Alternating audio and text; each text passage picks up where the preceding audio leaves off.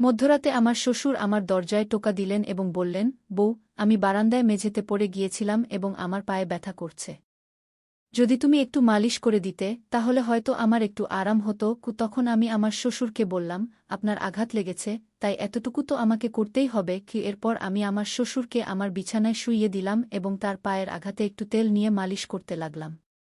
এরপর যা ঘটেছিল তা কেউ কল্পনাও করতে পারবে না, কারণ এরপর আমার জীবন সম্পূর্ণভাবে বদলে গিয়েছিল। বন্ধুরা, আজকের এই মোহনীয় গল্পে আপনাদের সবাইকে স্বাগতম। আমার বিয়ের মাত্র 10 মাস পরেই আমার স্বামী হঠাৎ একটি সড়ক দুর্ঘটনায় মারা যান।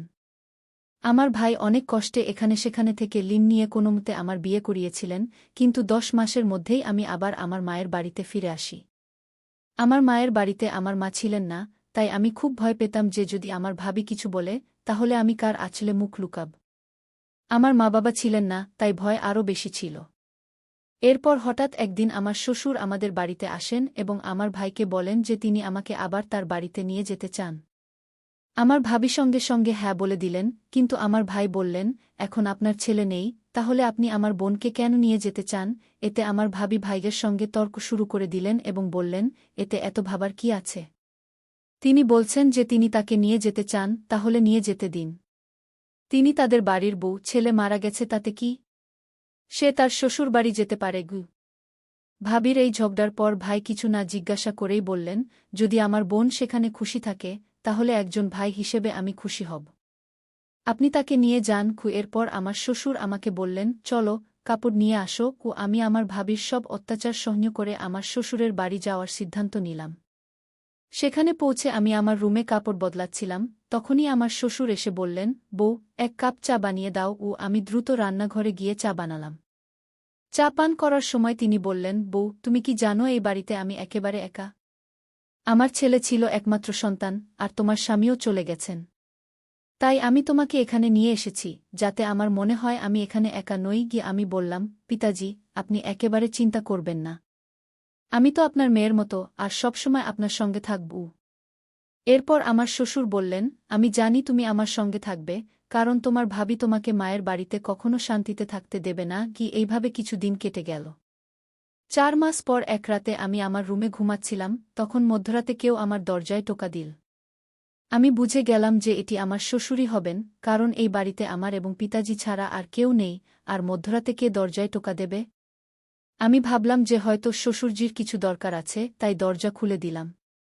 দরজা খুলতেই আমার শ্বশুর আমাকে ধরে ফেললেন এবং বললেন, বউ, আমি বারান্দায় মেঝেতে পড়ে গিয়েছিলাম, মনে হয় আমার পায়ে মোচক। তিনি প্রকাশ করেছিলেন যে তিনি আমার জীবনকে একটি নতুন দিকে ঘুরিয়ে দিয়েছিলেন। তার কথাগুলো আমাকে গভীরভাবে নাড়িয়ে দিয়েছিল।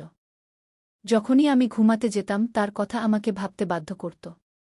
তিনি বলতেন যে আমার সাথে থাকলে তিনি তার একাকিত্ব অনুভব করেন না এবং তিনি চান যে আমরা দুজনেই একটি নতুন জীবন শুরু করি। সেই রাতের কথোপকথনের পর আমি নিজেকে খুবই দ্বিধাগ্রস্ত অবস্থায় পেয়েছিলাম এবং আমার মনে অনেক প্রশ্ন উঠছিল যে এটি কি সঠিক, এটি কি সমাজের নিয়মের বিরুদ্ধে যাবে না? কিন্তু কোথাও না কোথাও আমার মনে এই কথাও ছিল যে সম্ভবত আমার শ্বশুর সত্যিই একাকিত্বের সাথে লড়াই করছেন। অনেক ভেবেচিন্তে আমি তার সাথে কথা বলার সিদ্ধান্ত নিলাম। এক রাতে যখন শ্বশুরজি ঘুমিয়ে পড়েছিলেন, আমি তার ঘরের দরজায় টোকা দিলাম। তিনি দরজা খুলে আমাকে দেখে কিছুটা আশ্চর্য হলেন।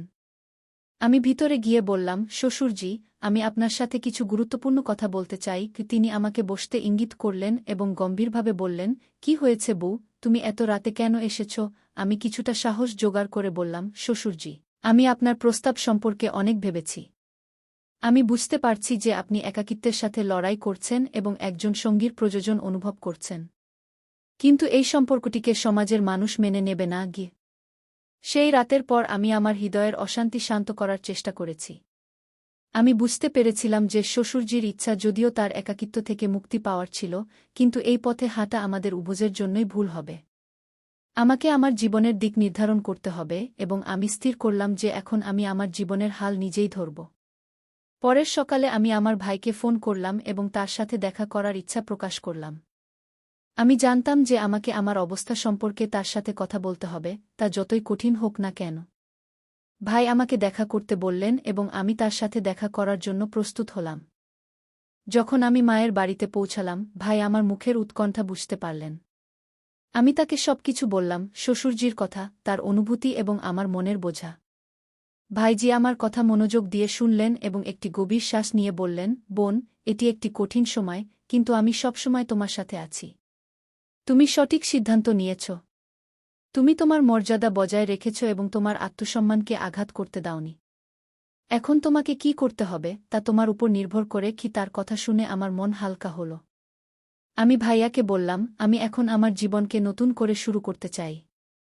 আমাকে আমার নিজের পায়ে দাঁড়াতে হবে এবং নিজের জন্য একটি পথ তৈরি করতে হবে। আমি পড়াশোনায় মন দেব এবং একটি নতুন শুরু করব। ভাইজি আমার কথার সমর্থন দিলেন এবং বললেন, এটি তোমার জীবন এবং তুমি যে সিদ্ধান্তই নাও, আমি তোমার সাথে আছি। আমি ভাইয়াকে বলে বিদায় নিলাম যে আমি শীঘ্রই একটি নতুন শহরে গিয়ে আমার পড়াশোনা এবং ক্যারিয়ারে মনোনিবেশ করব। এখন আমার প্রাথমিকতা ছিল যে আমি এমন একটি জীবন গড়ে তুলব যেখানে আমি নিজেকে সম্মানিত অনুভব করতে পারি। বাড়ি ফিরে আমি শ্বশুরজির সাথে কথা বললাম। আমি তাকে বললাম, পিতাজি, আমি এখন এই ঘর ছেড়ে যেতে চাই। আমাকে আমার জীবনকে পুনরায় গড়ে তুলতে হবে। আমি জানি আপনি একা, কিন্তু এখন আপনাকেও আপনার জীবনে পরিবর্তন আনতে হবে। আমাদের উভয়কেই এগিয়ে যেতে হবে। কি শ্বশুরজি আমাকে গভীর দৃষ্টিতে দেখলেন এবং ধীরে ধীরে বললেন, তুমি ঠিক বলছ বউ। আমি আমার একাকিত্বের সঠিক এবং ভুলের মান হারিয়ে ফেলেছিলাম। আমার তোমার সাহায্য প্রয়োজন ছিল, কিন্তু এখন আমি বুঝতে পারছি যে আমাদের নিজ নিজ পথে চলতে হবে। আমি তোমার সিদ্ধান্তকে সম্মান করি। সেই দিন আমি আমার অবশিষ্ট জিনিসপত্র গুছিয়ে নিলাম এবং শ্বশুরবাড়িকে চিরতরে বিদায় জানালাম। আমি নিজেকে প্রতিশ্রুতি দিলাম যে এখন আমি আমার জীবনকে আমার স্বপ্ন অনুযায়ী গড়ে তুলব। কয়েক মাসের মধ্যে আমি একটি নতুন শহরে ভর্তি হলাম যেখানে আমি আমার পড়াশোনা সম্পন্ন করলাম এবং একটি সম্মানিত চাকরি পেলাম। আমি গর্বিত ছিলাম যে আমি প্রতিটি কঠিন পরিস্থিতির মুখোমুখি হয়েছি এবং আমার আত্মসম্মান বজায় রেখেছি। এই নতুন যাত্রায় আমি নিজেকে আগের চেয়ে অনেক বেশি শক্তিশালী এবং স্বাবলম্বী পেয়েছি। আমি উপলব্ধি করেছি যে জীবনে কঠিন সময় আসে, কিন্তু যদি আমরা আমাদের পথে দৃঢ় থাকি এবং সঠিক সিদ্ধান্ত নিই, তবে আমরা একটি নতুন জীবন পেতে পারি, এমন একটি জীবন যা আমাদের আত্মসম্মান এবং স্বাভিমানে ভরা। বন্ধুরা, গল্পটি কেমন লাগলো কমেন্টে অবশ্যই জানাবেন। এমনই মনোমুগ্ধকর গল্প শোনার জন্য চ্যানেলটি সাবস্ক্রাইব করতে ভুলবেন না। ধন্যবাদ।